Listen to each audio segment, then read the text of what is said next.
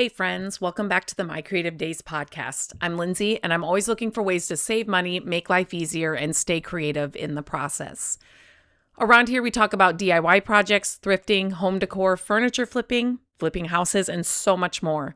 I also share a lot of Q&As because I love answering your questions and diving into real life stuff you're actually dealing with. So whether you're listening in your car, working on a project, cleaning the house, or just sneaking in a quiet moment to yourself, I'm really glad you're here. Before we get into today's episode, I want to take a quick minute to tell you about the Furniture Flipping Academy. I created the Academy to be an all-in-one resource for anybody who wants to learn furniture flipping. Whether you're looking for a creative outlet, some extra income, a side hustle, money to pay down debt, save for vacations, or even opportunities to work with companies and brands, the Academy walks you through every step on how to get started through how to grow. Inside, you'll find lessons on finding furniture, flipping it with confidence, pricing it, selling it, and so much more. There is so much inside the Furniture Flipping Academy. It's completely self-paced. You get lifetime access. It is a resource you'll come back to again and again throughout your flipping journey. And right now, it's at the lowest price it's ever been. You can find all the details and the link in the show description. Now let's get into today's episode. Hello and welcome back to the podcast. Today we're going to talk about one of my favorite things to find when I'm thrifting at yard sales, estate sales, church sales, whatever it is, and that is Ironstone. So the reason this recently came up because I found probably the biggest Ironstone pitcher that I've ever found sitting on a driveway at a yard sale for $1.50 just recently. And so I was sharing that on Instagram. I did a full YouTube video of that haul that I got when I went yard sailing. And so basically what I'm trying to say is all of my content, sometimes I should say, goes together. So I talked about this live on Instagram on Monday morning. You can see those. I replay those here on YouTube later on.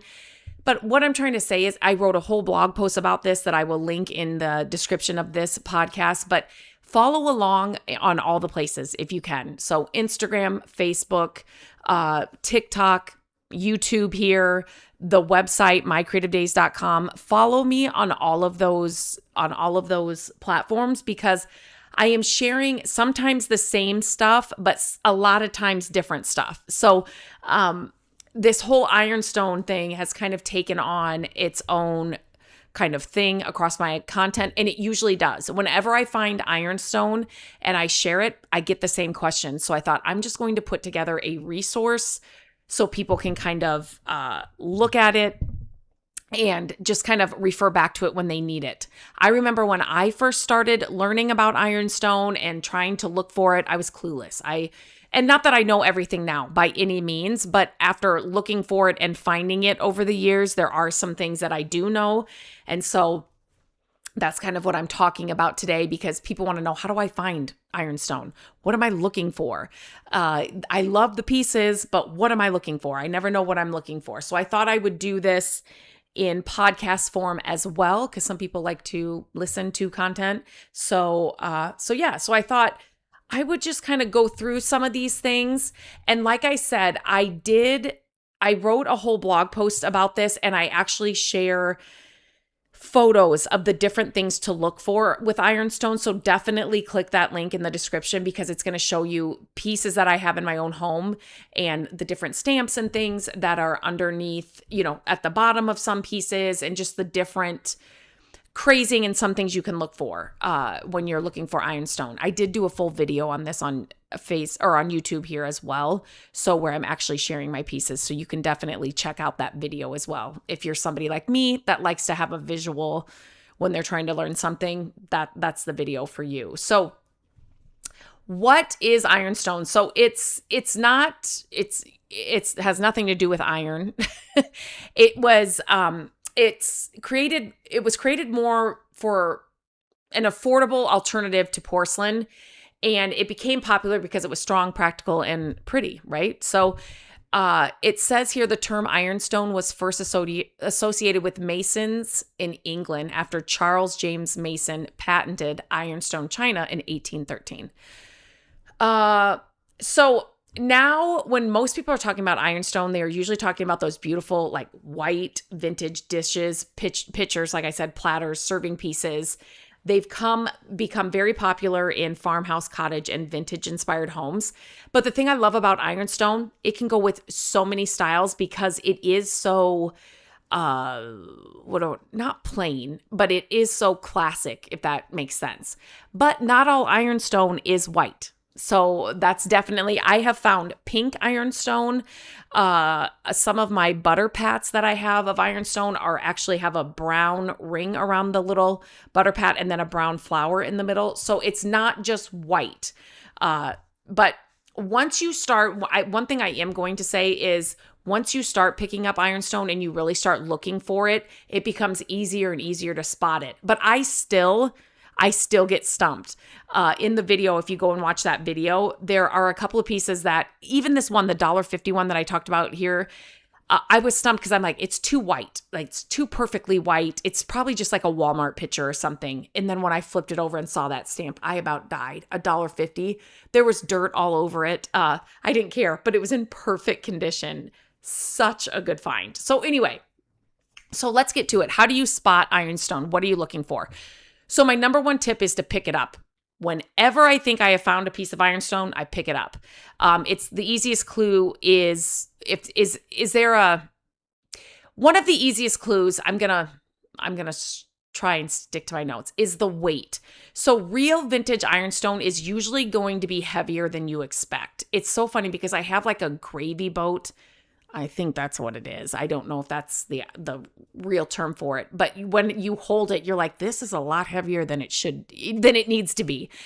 So if you pick up a piece and you're like, geez, this is a lot heavier than it looks, chances are you could have an ironstone piece. The weight alone doesn't guarantee anything, but that's just one of those things that that can kind of give you a clue.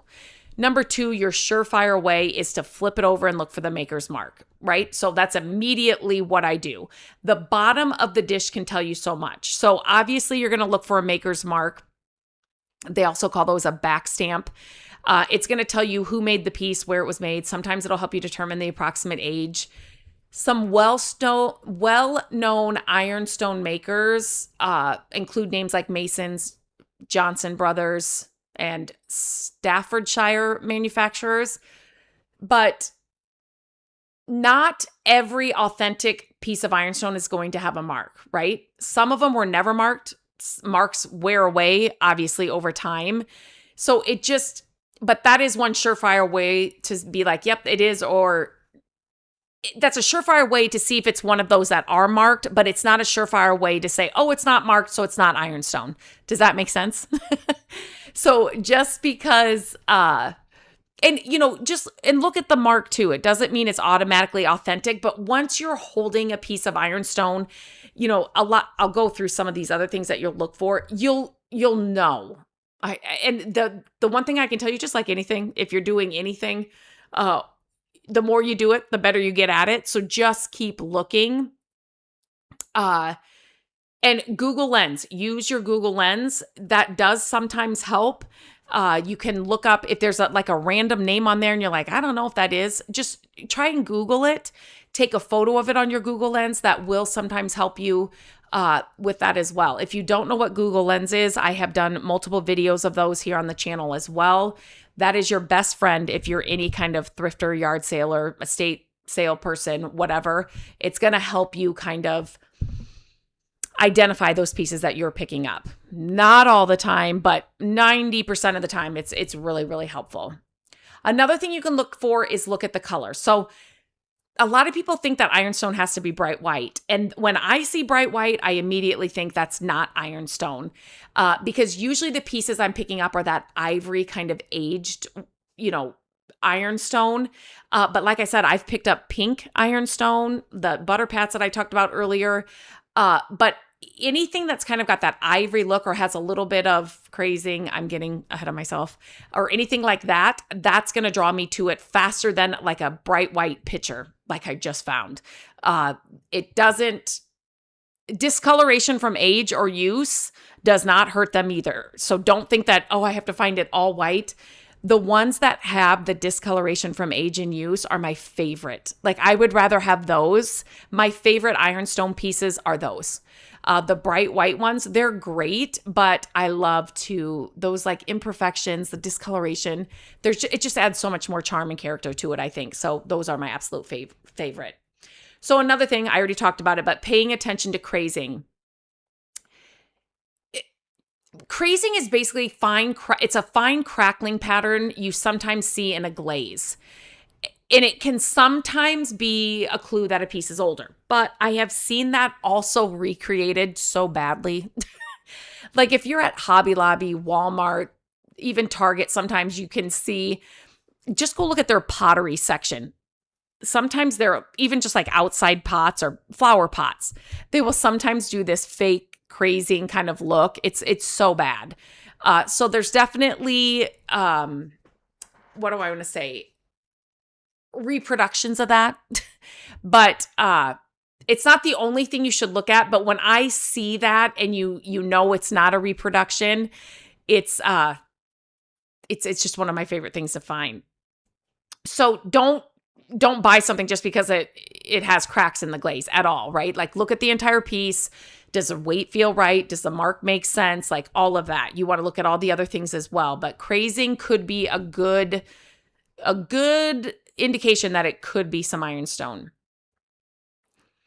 And the next thing is don't forget your gut. So this is something I've learned after years of thrifting. You develop an eye. You seriously do. I hear every time I share a find, a thrift haul, you have the best eye. And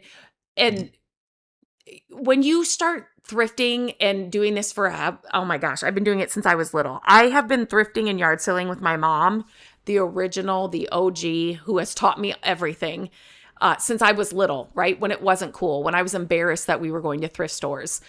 So when I see it trending now, I'm like, oh, now it's cool, is it? It's like, I've been doing this for years. You definitely do develop an eye for certain things, and everybody's going to have their thing. But when you pick up enough vintage pieces, you start noticing things, right? The quality, the feel, the glaze, the imperfections. Sometimes I'll pick up something immediately and know this is old. This feels old. This is old. And other times something looks perfect, but something about it feels off. And that doesn't mean like you're never going to make mistakes, but I still do. Like I said, there are certain things that I'm like, there is no way this is Ironstone. And then I flip it over and it is. You're always learning when you're thrifting, right? That's one of my favorite things about thrifting and picking up and learning about pieces, because you're constantly, especially picking up the stuff that I do. I love the way the simpler times back in the old days, just the way things were done. I really crave that. I don't like the amount of time, we spend on our phones and just the way things are. So when you're thrifting for vintage stuff, you just really do. You learn so much. And the more and more you do it, the better you'll get at it.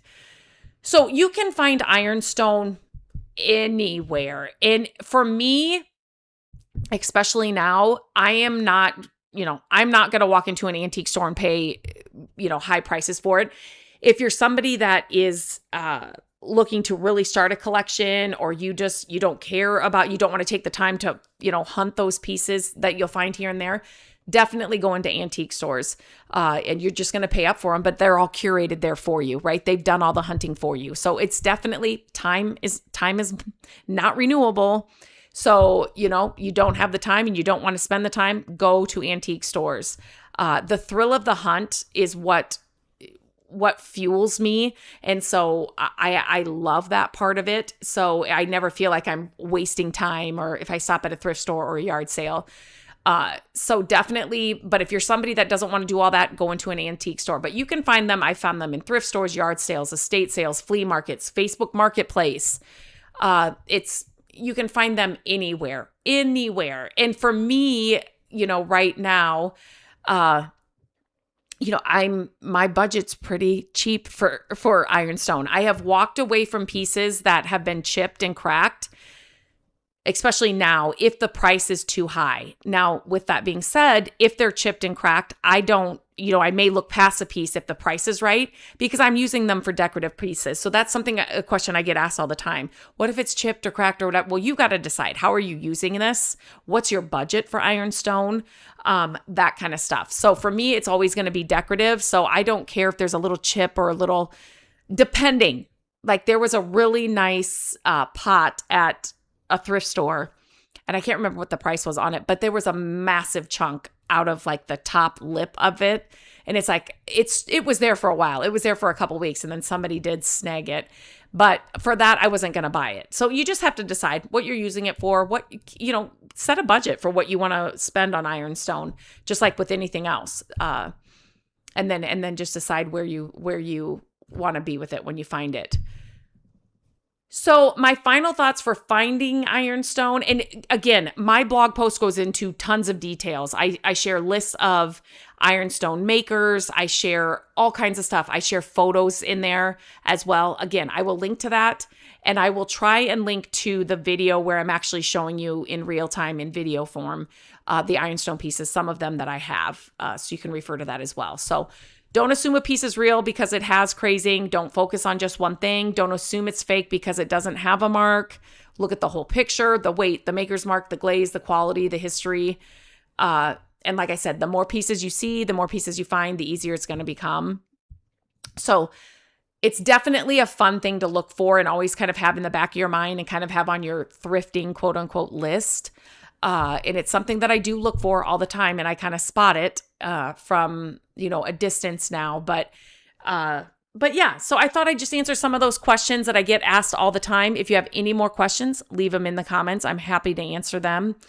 Until next time, I hope you have a great day, and I will talk to you very soon.